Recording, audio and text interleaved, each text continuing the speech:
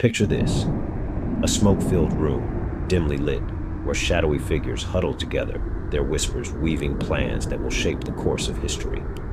Their actions, masked as measures for public safety, conceal a darker truth.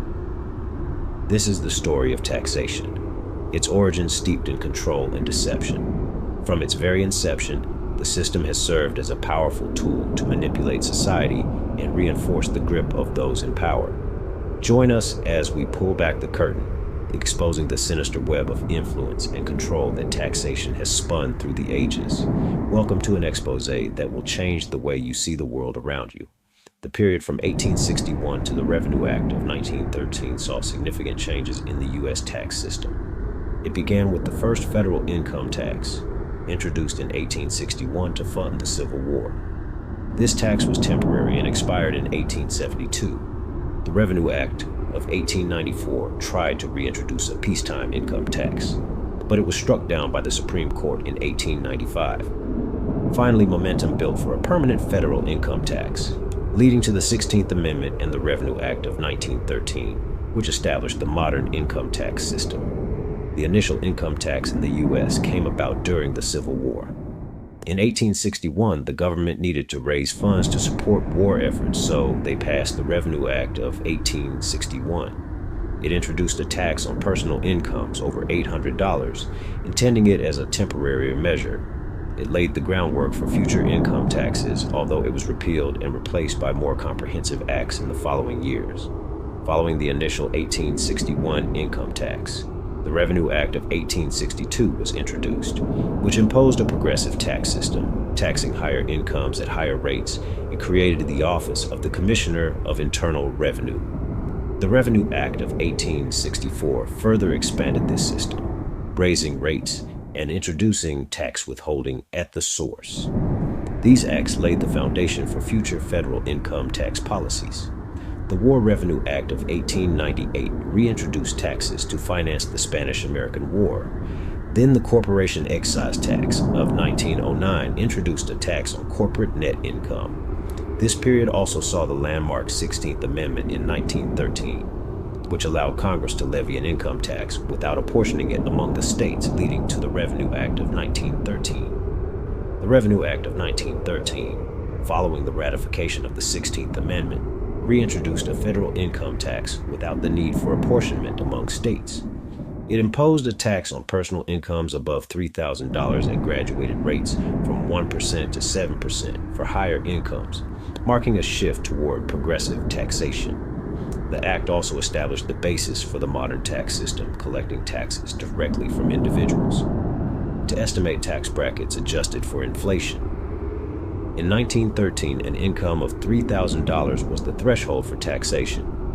That's roughly equivalent to about $83,000 in today's dollars. The top tax rate in 1913 was 7% on incomes above $500,000. Adjusted for inflation, that's roughly over $13 million today.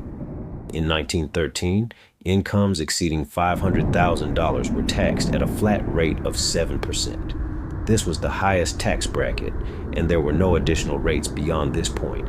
So, individuals making more than $500,000 paid 7% on all income above that threshold. In 1913, tax planning was less complex than today, but there were still ways to reduce taxable income. For both low and high earners, deductions for certain business expenses, interest on personal loans, and state and local taxes could lower taxable income. High earners might also invest in tax-exempt bonds or use other investment strategies to minimize their liability.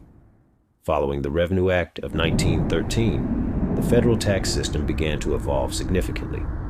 The Revenue Act of 1916 increased tax rates and introduced an estate tax. In 1917, the U.S. entered World War I, prompting the War Revenue Act of 1917. Which further increased rates and introduced excess profits tax on businesses. The Revenue Act of 1918 followed, which raised income tax rates again, with the top rate hitting 77% to finance war expenses.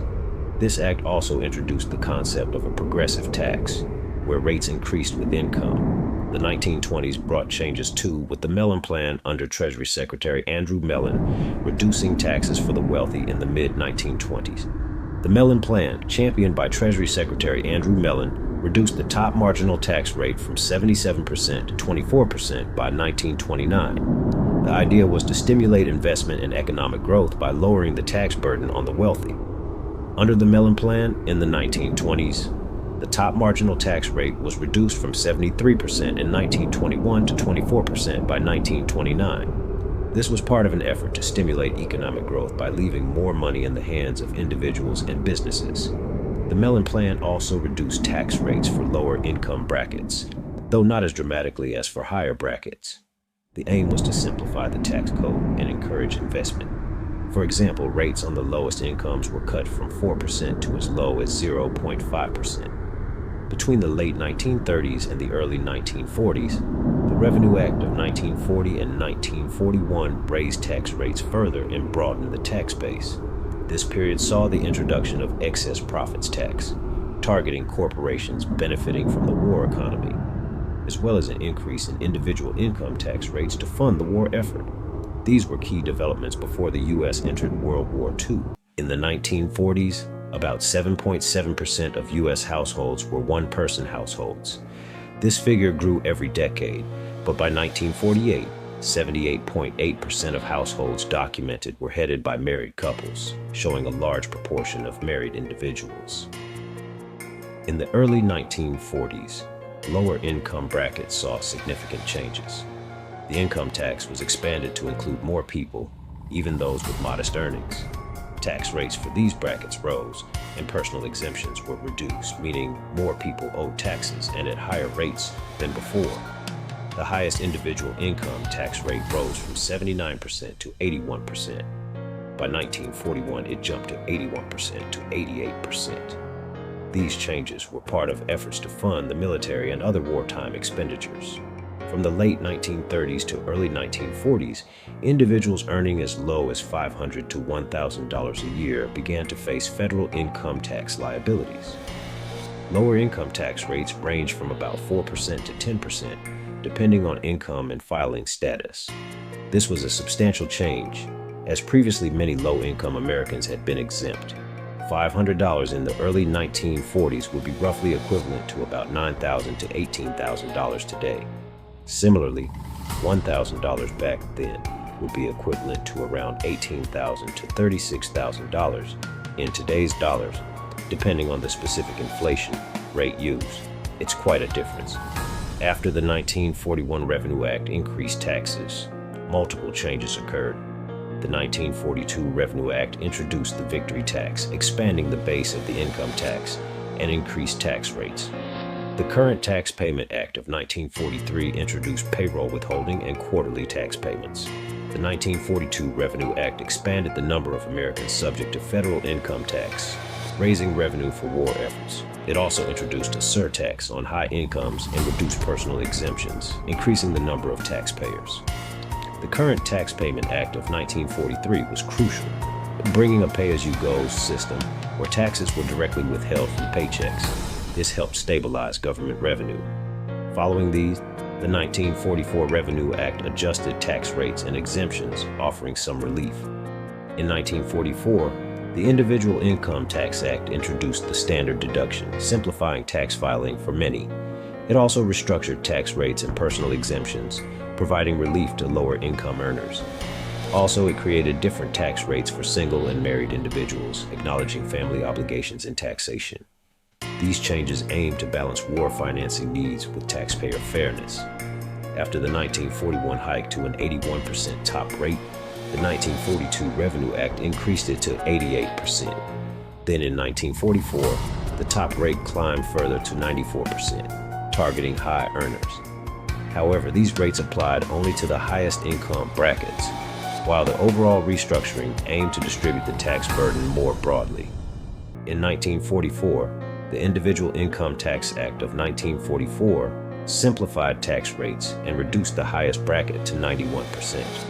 The Bretton Woods Agreement in 1944 established a new international monetary system. The Individual Income Tax Act of 1944 simplified the tax code by reducing the top rate to 94% and broadening the tax base, making it more fair and straightforward. The Bretton Woods Agreement established the International Monetary Fund and the World Bank, creating a new system for international monetary management, with fixed exchange rates to bolster economic stability. The current Tax Payment Act of 1943 introduced payroll withholding, making tax payment easier for taxpayers. The current Tax Payment Act of 1943 introduced the pay-as-you-go tax system, where income taxes were withheld directly from paychecks. This made tax collection more efficient and helped ensure a steady flow of revenue for the government, especially crucial during wartime. Along with introducing withholding taxes, the current Tax Payment Act of 1943 also led to revisions in how tax deductions and exemptions were managed, making the process more streamlined for taxpayers. Essentially, it standardized and simplified tax collection. By withholding taxes directly from wages, it ensured a steady revenue stream for the government and simplified the taxpayer's obligation by spreading payments throughout the year. It adjusted the timing rather than the amounts of deductions and exemptions. The 1945 Revenue Act cut taxes, acknowledging the war's end. The 1945 Revenue Act reduced individual income taxes, acknowledging the end of World War II. It aimed to stimulate economic growth in the post-war era by putting more money back into people's pockets, thereby boosting consumer spending. The 1945 Revenue Act lowered tax rates across the board. For example, the lowest income bracket's rate was reduced from 23% to 20%, while the highest bracket saw a decrease from 94% to 86.45%. These changes aimed to provide relief and encourage spending in the post-war economy. For the lowest income bracket in 1945, individuals earning up to around $2,000 were taxed at 20%. For the highest income bracket, those earning over $200,000 faced a rate of 86.45%. $2,000 from 1945 would be roughly equivalent to about $35,000 to $36,000 today, while $200,000 would be around $3.5 million. Stark difference, huh? 1946 saw the Tax Adjustment Act address post-war economic concerns, focusing on inflation control. 1946, tax adjustments were part of the post-WWII economic shift in the U.S. The Revenue Act of 1945 had already slashed tax rates, and in 1946 there were further adjustments to encourage growth and investment. It established the President's Council of Economic Advisors and required the federal government to foster a healthy economy. The act reflected the New Deal's legacy, acknowledging the government's role in managing economic stability in the post-war era. 1947, the Taft-Hartley Act restricted the power of labor unions. Officially known as the Labor Management Relations Act, was a U.S. federal law that restricted the activities and power of labor unions. The act allowed the government to intervene in strikes, prohibited certain union practices, and required union leaders to sign non-communist affidavits. Supporters arguing it balanced labor and management power, while critics saw it as an attack on workers' rights. The Revenue Act of 1948 cut taxes again, providing relief and stimulating post-war economic growth. This act introduced the concept of income splitting for married couples, which effectively lowered their tax rates. The top marginal rate was reduced from 86.45% to 82.13%, and the lowest rate dropped from 19% to 16.6%. Although the act mainly focused on providing tax relief for married couples through income splitting, single individuals saw some reductions in their tax rates as well. The lower tax rates and adjustments to exemptions provided some relief for single taxpayers, though not as significant as for married couples. In 1948, the income thresholds for single filers were different from previous years. For the lowest bracket, single filers with taxable income over $600 were taxed at 16.6%. For the highest bracket, single filers with income over $200,000 faced a tax rate of 91%. Adjusted for inflation, to 2025, $600 in 1948 would be approximately $7,857 today. $200,000 in 1948 would be roughly $2,000,000 $618,516 today. The decline in the dollar's value can be pretty striking when you look at it over just a few years. The post-World War II period saw a lot of economic changes, including inflation, which impacted purchasing power. There were no other major changes in the 40s except the 1949 tax changes aimed at closing loopholes and strengthening enforcement. One significant focus was on limiting tax avoidance strategies used by corporations to shift profits and reduce tax liability. Adjustments included tightening rules on loss carrybacks and carryovers, and introducing measures to prevent excessive depletion allowances in the extractive industries. Loss carrybacks and carryovers let companies apply a financial loss to past or future tax years to reduce taxable income. This offsets profits and lowers the overall tax burden. Depletion allowances give companies a tax deduction for the reduction of reserves in extractive industries like mining or oil. Tightening these rules aim to prevent companies from excessively reducing taxable income.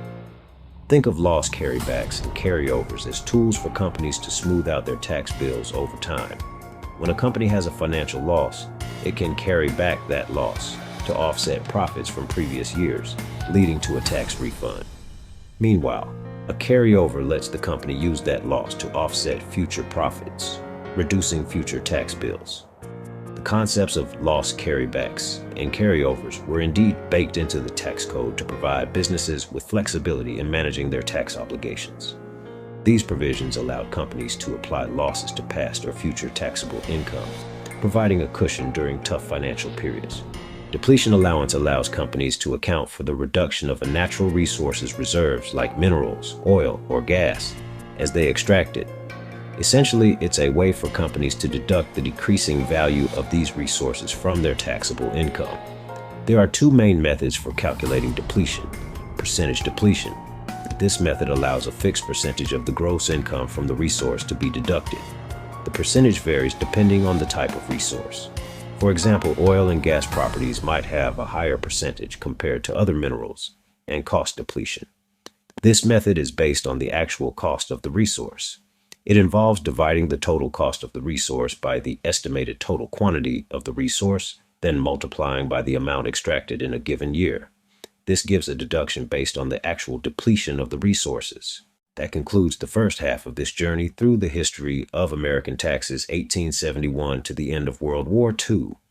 We've only scratched the surface of events that have shaped the modern tax system. Return for the next episode as we delve deeper into the post-war era and explore how those policies affect us today. Remember to like, comment, and subscribe for more insights.